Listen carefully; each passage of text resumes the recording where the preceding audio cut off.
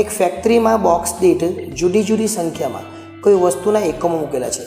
50 બોક્સમાં મૂકેલા કોઈ વસ્તુના એકમોનું વિતરણ નીચે મુજબ આપેલું છે. એના પરથી આપણે સરેરાશ વિચલન શોધવાનું છે કે એમડી શોધવાનું છે. એની સાથે સાથે આપણે સરેરાશ વિચલનાંક પણ શોધી કાઢીશું.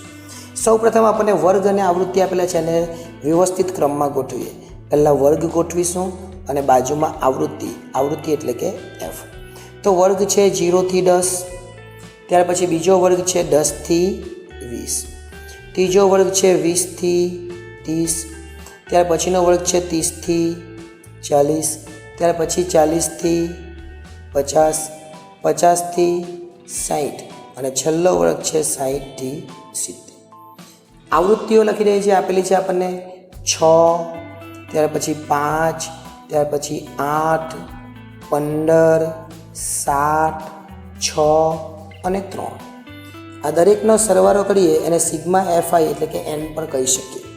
6 ને 5 11, 11 ને 8 19, 19માં 5 ઉમેર તો 24, 24 ને 10 34, 34 ને 7, 34માં 7 ઉમેરીએ તો 41, 41 ને 6 47 ને 3 50. આ 50 થઈ જવા જોઈએ.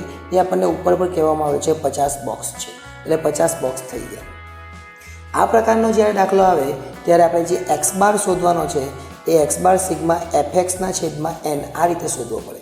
પરંતુ આપણી પાસે તો એક્સ છે જ નહીં, તો સૌપ્રથમ આપણે એક્સ શોધવો પડે. એટલે અહીં આપણે લખીશું એક્સ. એક્સ કેવી રીતે શોધીશું? તો આ બંનેનો સરવાળો કરીશું. 0 + 10 ભાગ્યા 2 એટલે 5. ત્યાર પછી 10 + 20 એટલે કે 30, 30 ભાગ્યા 2 એટલે 15, 20 + 30 એટલે 50, 50 ભાગ્યા 2 એટલે કેટલા? 25, 30 + 40 એટલે 70, 70 ભાગ્યા 2 એટલે કેટલા? 35. અને મધ્ય કિંમત કહેવાય. 40 + 50 એટલે 90 અને 90 ભાગ્યા 2 એટલે 45, 50 + 60 110, 110 ભાગ્યા 2 એટલે 55 અને 60 + 70 130, 130 ભાગ્યા 2 એટલે 65. આવું દર વખતે શોધવાની જરૂર નથી. આ બધા વચ્ચે કેટલાનો ગેપ છે એટલે કે ડિફરન્સ 10નો. તો પહેલાં 5 લખી દેવાના, પછી બધામાં 10 10 ઉમેરી દેવાના. 5 ને 10 15, 15 ને 10 25, 25 ને 10 35, 35 ને 10 45, 45 ને 10 55, 55 ને 10 65. હવે આપણે એફએક્સ જોઈએ એટલે આપણે એફએક્સ કરીશું. એટલે કે આ બંનેનો ગુણાકાર. 6 × 5 = 30, 15 × 5 એટલે 15 × 5 કેટલા થાય? 75 થાય. ત્યાર પછી 25 × 8 એટલે 200 થાય, કે 25 × 4 100 થાય. 35 × 15 એટલે થશે 525, 45 × 7 એટલે થશે 315, ત્યાર પછી 55 × 6 એટલે થશે 330, ત્યાર પછી 65 × 3 એટલે થશે 195. અને આ બધાનો સરવાળો એને કહેવાય સિગ્મા એફએક્સ. તે દરેકનો સરવાળો આપણે કરીએ એટલે સરવાળો થશે 1670.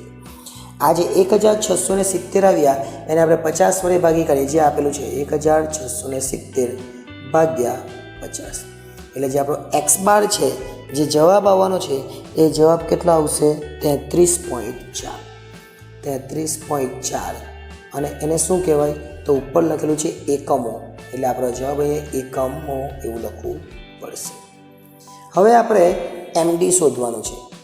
એમડી એટલે શું? તો એમડી એટલે સિગ્મા એફ કાઉન્સમાં એટલે કે માનાંકમાં એક્સ માઇનસ એક્સ બાર છેદમાં એન. હવે આપણી પાસે આ તો કોઈ છે જ નહીં, એટલે સૌ પ્રથમ એક્સ બાર શોધી લીધો એટલે આપણે લખીશું અહીંયા એક્સ માઇનસ એક્સ બાર માનાંકમાં લખી લીધું. અને આ જે છે એ કેવી રીતના આવશે? તો આ એક્સ છે અને આ એક્સ બાર છે. તો આપણે શું કરીશું? 5માંથી 33.4 ને માઇનસ કરીશું એટલે આવશે 28.4 માઇનસમાં. પરંતુ માઇનસ એ કાઉન્સની બહાર નીકળે માનાંકની એટલે પ્લસ થઈ જાય. એ જ રીતના 5માંથી હવે માઇનસ કરીશું, 15માંથી 33.4 માઇનસ કરીશું એટલે 18.4. ત્યાર પછી 25માંથી આપણે માઇનસ કરીશું એટલે 8.4. ત્યાર પછી 35માંથી માઇનસ કરીશું એટલે 1.6. 45માંથી માઇનસ કરીશું એટલે 11.6. 55માંથી માઇનસ કરીશું એટલે 21.6. અને છેલ્લે 65માંથી 33.4 ને માઇનસ કરીએ આપણે એટલે 31.6 આવશે. આનો સરવાળો કરવાનો આવે, પરંતુ જ્યારે ફક્ત ને ફક્ત અહીંયા એક્સ માઇનસ એક્સ બાર આપેલું, આ એફ ન આવેલું ત્યારે એ છૂટા પ્રાપ્તાંકમાં. અત્યારે તો આપણે અહીંયા એફની જરૂર છે. આગળ અહીંયા તમે જોઈશું કે આગળ એફની, એટલે આ જે સંખ્યા આવી એનો આપણે એફ સાથે ગુણાકાર કરી દઈશું, એટલે આપણને એફ સાથે ગુણાકાર મળી જાય. આ એફ અને એક્સ માઇનસ એટલે આ એક્સ સાથે ગુણાકાર કરી દઈશું આપણે એફનો. તો 28.4 ગુણ્યા 6 એટલે આવશે 170.4. 18.4 ગુણ્યા 5 એટલે આવશે 92. 8.4 ગુણ્યા 8 એટલે આવશે 67.2. 1.6 ગુણ્યા 15 એટલે આવશે 24. 11.6 ગુણ્યા 7 એટલે આવશે 81.2. 21.6 ગુણ્યા 6 એટલે આવશે 129.6. અને છેલ્લે 31.6 ગુણ્યા 65 એટલે આવશે 94.8. અને આને આપણે શું કહીશું? સિગ્મા એફ કાઉન્સમાં એટલે કે માનાંકમાં એક્સ માઇનસ એક્સ બાર, અને દરેકનો સરવાળો કરવાનો એટલે આવે 659.2. 659.2 અહીંયા મૂકી દેવાના. 659.2 ભાગ્યા કેટલા છે? 50. એટલે આપણને જવાબ મળી જાય એમડી. તો એમડી કેટલા આવશે? 659.2 કરીએ એટલે આપણો એમડીનો જે જવાબ આવવાનો એ કેટલા આવશે? 13.18. અને જવાબમાં લખીશું આપણે એકમો.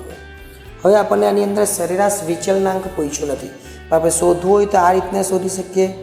સરેરાશ વિચલનાંક બરાબર એમડીના છેદમાં એક્સ બાર. તો એમડી તો આપણે જોઈ લીધો 13.18 અને એક્સ બાર પણ આપણી પાસે છે 33.4.